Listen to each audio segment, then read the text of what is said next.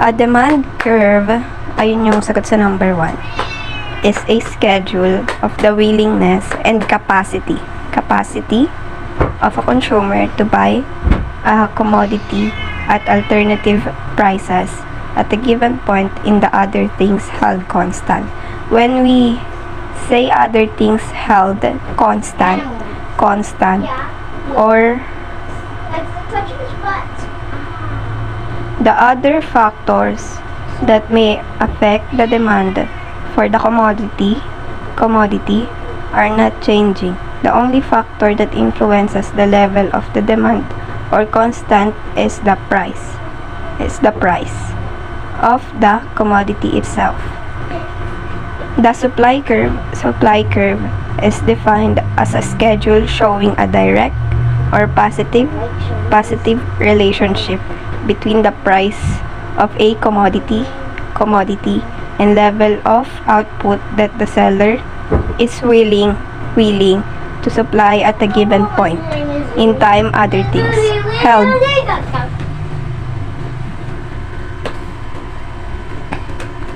in time, other things held or constant. Since the tawagan ni mama sa baba. Since the equilibrium price is an agreed price,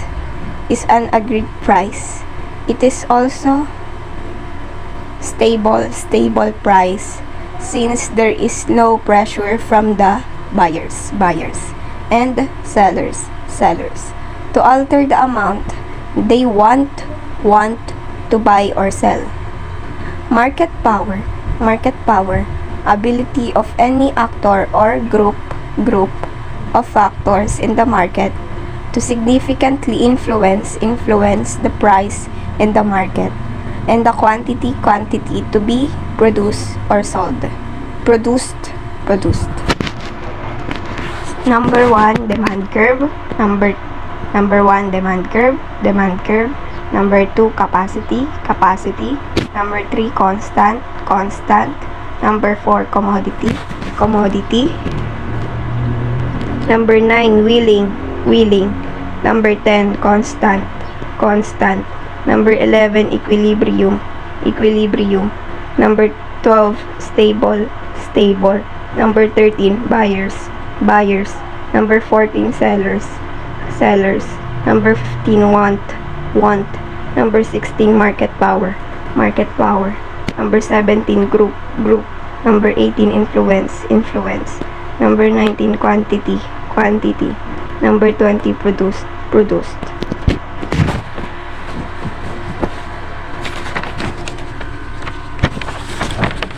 Economic 6 hanggang scarcity problem. True ang sagot. Economics is one of several social sciences. Others are sociology, political science, and anthropology. True. Economics is one of several disciplines that apply the scientific method to the study of human behavior. True. In economics, the science part means the use of the scientific method to describe and explain the world. True.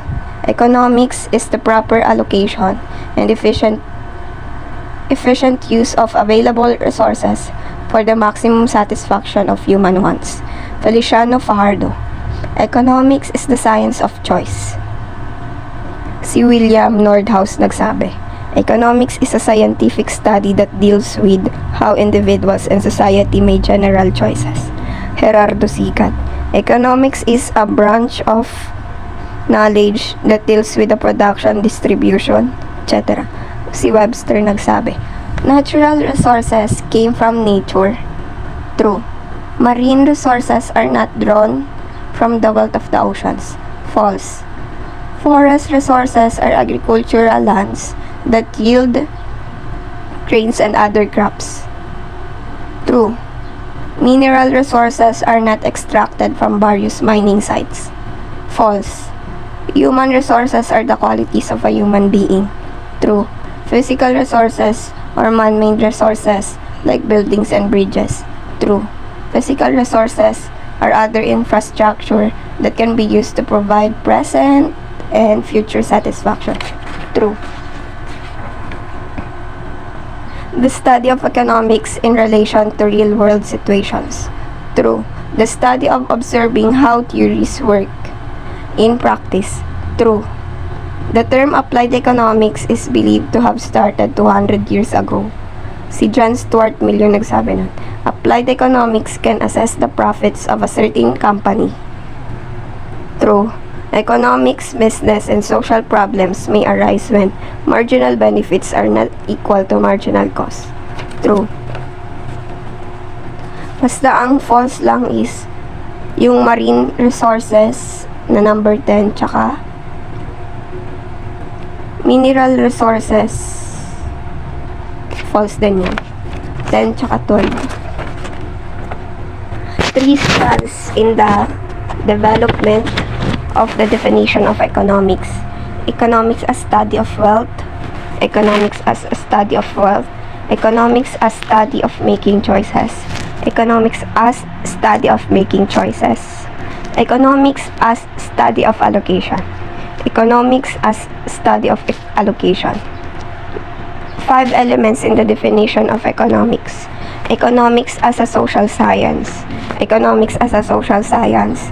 Resources and the study of economics. Resources and the study of economics. Human wants and economic analysis. Human wants and economic analysis. Scarcity as a source of economic problems. Scarcity as a source of economic problems. Allocation and the act of economizing. Allocation and the act of economizing.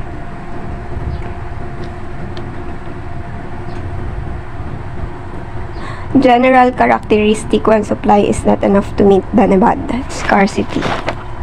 Condition in which the supply of goods, services, as resources insufficient to meet demand. Shortage. It is defined as a social mechanism for responding to the economic problem of scarcity. Allocation. That waste can be eliminated by reducing supply and increasing demand. Surplus. 2 characteristics of resources. Limited resources and competing uses. 4 basic economic problems confronting the Philippines in the 21st century. Poverty and unequal distribution of income.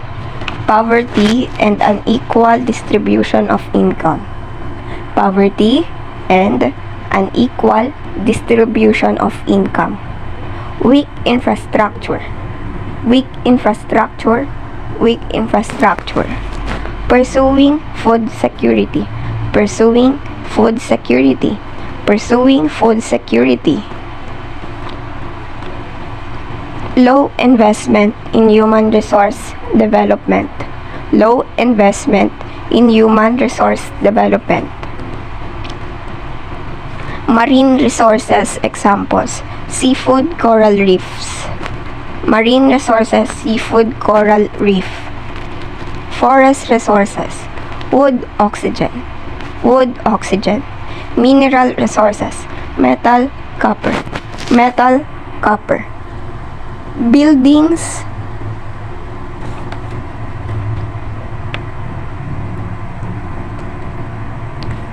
Physical resources. Buildings and raw materials. Buildings and raw materials. Human resources. Accountant, teacher. Accountant, teacher. Natural resources. Water. Ano to?